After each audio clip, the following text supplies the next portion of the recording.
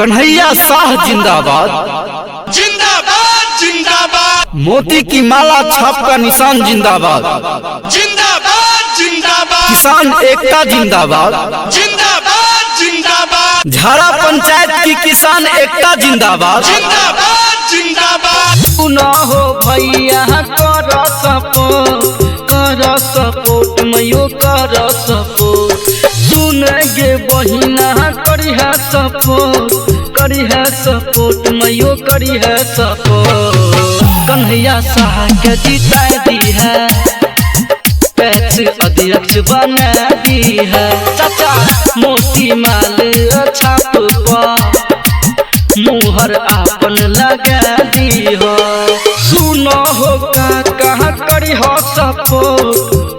Support बाबा करिहा support सुनो हो भैया करिहा सपोर्ट मयो करिहा सपोर्ट मोती माला छाप पर मुहर आपन लगा दी हो चाचा कन्हैया शाह के भारी मत से जीता दी हो। जय जवान जय किसान, जय जवान जय किसान। झारा प्राथमिक कृषि साख सहयोग समिति लिमिटेड और ग्राम पंचायत के तमाम किसान भाइयों, भारत जैसे कृषि प्रधान देश में आज अन्नदाताओं की स्थिति फटे हाल है। लूट कर खद्दरदारी इनको माले माल है। 15 साल के लूट खसोट के बाद अब आने वाला प्रगति का नया 5 साल है। इसीलिए जरा सोच समझकर कीजिए मतदान। मतदान के ही द्वारा चुनिए किसानों की समस्या का अस्थायी समाधान। परम आदरणीय बुजुर्गों, तमाम सम्मानित किसान भाइयों से मात्र 7 सवाल। किसान भाइयों, जरा सोचिए, क्या सस्ते दर पर बढ़िया बीज आपको आपूर्ति किया गया? सवाल संख्या 2। क्या समय से सस्ते दर पर खाद आपूर्ति की गई? सवाल संख्या 3। क्या खेती हेतु आवश्यकता पर कम ब्याज पर किसानों को ऋण की व्यवस्था की गई? चौथा सवाल। क्या सरकार द्वारा तय न्यूनतम समर्थन मूल्य पर किसानों की उपज की खरीदारी की गई? या फिर 5वां सवाल यह है, क्या किसान भाइयों के फसलों की बीमा की गई? या फिर 6ठा सवाल, क्या राशन की दुकान से न्यूनतम कीमत पर अनाज का वितरण किया गया? या फिर 7वां सवाल, क्या सरकारी ट्रैक्टर से फ्री में खेतों की जुताई की गई? ये 7 सवाल आपके खेत, फसल, आपके खलिहान, आपके भविष्य से जुड़े हैं। पैक्स का मुख्य कार्य ये सारी सुविधाएं किसान को बिना मांगे, बिना सोचे, बिना पूछे उनके दरवाजे तक पहुंचाने का है। अगर आपको ये सारी सुविधाएं नहीं दी गई, इन सुविधाओं से आपको वंचित रखा गया, तो आप एक नए उम्मीदवार, सरप्रिय ईमानदार भाई कन्हैया शाह को मौका दें एक युवा होनहार को, एक स्वच्छ, एक ईमानदार को। कन्हैया शाह जिंदाबाद जिंदाबाद जिंदाबाद। मोती की माला छाप का निशान जिंदाबाद जिंदाबाद जिंदाबाद। किसान एकता जिंदाबाद जिंदाबाद जिंदाबाद। झारा पंचायत की किसान एकता जिंदाबाद जिंदाबाद जिंदाबाद। चुनेंगे भैया सच्चा समाज सेवी, करे जो काम तन को रहे न लोभी। ऐसे प्रतिनिधि का मोती माला छाप हो, वोट मांगते हैं दोनों जोड़ी के हाथ हो। वोट मांगते हैं दोनों जोड़ी के हाथ हो। चुनेंगे भैया सच्चा समाज सेवी, करे जो काम तन को रहे न लोभी। ऐसे प्रतिनिधि का मोती माला छाप हो। वोट मांगते हैं दोनों जोड़ी के हाथ हो। वोट मांगते हैं दोनों जोड़ी के हाथ हो। जन सेवा का है जुनून, खून में वफादारी है, मेरी जिंदगी से बढ़कर मेरी ईमानदारी है। किसानों की आवाज बनकर झारा प्राथमिक कृषि साख सहयोग समिति लिमिटेड पैक्स अध्यक्ष पद के उम्मीदवार कन्हैया शाह को विजयी बनाइए। खेती से जुड़ी अपनी समस्याओं से मुक्ति पाइए। सरकारी योजनाओं का लाभ घर घर पहुंचाइए। किसानों की खुशहाली के लिए, हमारे क्षेत्र में हरियाली के लिए, किसानों के हंसते मुस्कुराते चेहरे की लाली के लिए आइए बनाए अगले 5 साल ईमानदारी से बेमिसाल आपका अपना उम्मीदवार कन्हैया शाह। कन्हैया साह। जन सेवा का है जुनून जिनमें, खून में वफादारी है, जिनकी जिंदगी से बढ़कर जिनकी ईमानदारी है। कन्हैया साह, कन्हैया साह, कन्हैया साह।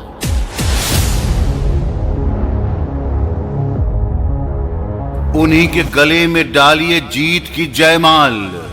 मोतियों की माला छाप वाले हैं जो पैक्स अध्यक्ष पद के उम्मीदवार। कन्हैया साह। और चुनाव का चिन्ह है बैलेट पेपर के क्रमांक संख्या 1 पर मोतियों की माला छाप। मोतियों की माला छाप। कन्हैया साह जिंदाबाद, जिंदाबाद जिंदाबाद मोती की माला छाप का निशान जिंदाबाद, जिंदाबाद जिंदाबाद किसान एकता जिंदाबाद, जिंदाबाद जिंदाबाद झारा पंचायत की किसान एकता जिंदाबाद। जिंदाबाद जिंदाबाद कन्हैया साह पूरा करता सबके सपनवा हो। कन्हैया साह पूरा करता सबके सपनवा हो। गरीब किसान सबके आपन हक दिलवैता हो। करी है सपोर्ट है गे मैयो बहिन, करी है सपोर्ट है गे दैयो मैयो। मोती माला छाप पर मुहर आपन लगा दी है। काका कन्हैया साह के भारी मत से जीता दी है। जरा सोचिए, आपकी रोटी काट कर लोगों ने अपने जेब भरे, जायज हक मांगने वाले कई लोग मरे। अब मौका आया है इन मतलबियों को धूल चटाने का। एक स्वच्छ और ईमानदार को अपना पैक्स प्रतिनिधि, पैक्स अध्यक्ष बनाने का। आपके क्षेत्र से युवाओं नौजवानों की आवाज बनकर आपकी माटी, आपकी धरती का बेटा, किसानों का चहेता आज किसानों की समस्या से रूबरू होकर आज किसानों को समस्या से निजात दिलाने चुनाव के मैदान में आ खड़ा हुआ है। उस योद्धा का नाम है भाई कन्हैया साह, जो लिए आए हैं इस बार तरक्की, उन्नति, प्रगति, किसानों की खुशहाली, खेतों की हरियाली का चुनाव का चिन्ह, बैलेट पेपर के 1 नंबर का चुनाव का चिन्ह मोतियों की माला छाप। बैलेट पेपर के 1 नंबर मोतियों की माला छाप पर मुहर लगाकर अपने जांचे परखे 24 घंटे 7 दिन आपकी एक आवाज पर दौड़े चले आने वाले भाई कन्हैया साह को रिकॉर्ड मतों से पैक्स अध्यक्ष बनावें, किसानों की समस्याओं से निजात दिलावें, वाजिब हक, अधिकार ईमानदारी पूर्वक किसानों के दरवाजे तक पहुंचावें। कन्हैया साह जिंदाबाद, जिंदाबाद जिंदाबाद मोती की माला छाप का निशान जिंदाबाद, जिंदाबाद जिंदाबाद किसान एकता जिंदाबाद, जिंदाबाद जिंदाबाद झारा पंचायत की किसान एकता जिंदाबाद। जिंदाबाद जिंदाबाद कन्हैया साह का है एक ही सपना, हर किसान को हक मिले अपना। कन्हैया साह का है एक ही सपना, हर किसान को हक मिले अपना। हो विकास का झंडा आसमान फहरेगा, विकास का झंडा आसमान फहरेगा, खुशी का फूल चारों ओर खिलेगा। ऐसे प्रतिनिधि का मोती माला छाप हो, वोट मांगते हैं दोनों जोड़ी के हाथ हो, वोट मांगते हैं दोनों जोड़ी के किसान हाथ फटे हो। हाथ, क्या अब भी नहीं बदलेगा हाल? आपके खेत, फसल और किसानों की भविष्य से जुड़े समस्याओं का हल लेकर एक किसान का बेटा, आपकी माटी का चहेता, पैक्स अध्यक्ष पद की उम्मीदवारी में चुनाव के मैदान में आ डटे हैं, जिनका नाम है भाई कन्हैया साह। पैक्स अध्यक्ष पद के कर्मठ, सुयोग्य, लगनशील उम्मीदवार, किसानों के प्रति वफादार, सर्वप्रिय उम्मीदवार कन्हैया साह, कन्हैया साह, कन्हैया साह, जिनका चुनाव का चिन्ह है मोतियों की माला छाप। मोतियों की माला छाप। मोतियों की माला छाप, जो बैलेट पेपर के क्रमांक संख्या 1 पर है। मोतियों की माला छाप पर मुहर लगाकर अपने जांचे परखे आपका अपना उम्मीदवार कन्हैया साह। कन्हैया साह। अरे हमरा सबक किसानक समस्या खेती के समस्या के ओरिजिनल वाला समाधान चाहिए। अपना प्रखंड में खुशहाल खेत गांव जवार हर किसान चाहिए। विकास तरक्की के मुस्कान चाहिए। कन्हैया साह जैसन पैक्स अध्यक्ष के उम्मीदवार चाहिए। बैलेट पेपर के 1 नंबर मोतियों की माला छाप के निशान चाहिए। हाँ ठीक के कहलिए चचा। हमरा सबके राशन दियाबे वाला, राशन में ओतेक नीक चावल दियाबे वाला एकेटा अपन कैंडिडेट छथि, कन्हैया साह। ए बेर उनके जीतेबे की? जीतेबे कोना? उनकर चुनाव चिन्ह की छै पता छै अहाँ के? हाँ यो मालूम छै। सबके मालूम छै त अहाँ के किया न हैत? मोतियों की माला छाप। कन्हैया साह जिंदाबाद।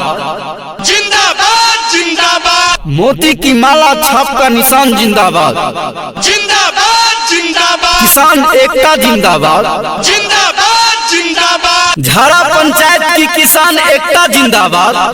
जिंदाबाद जिंदाबाद।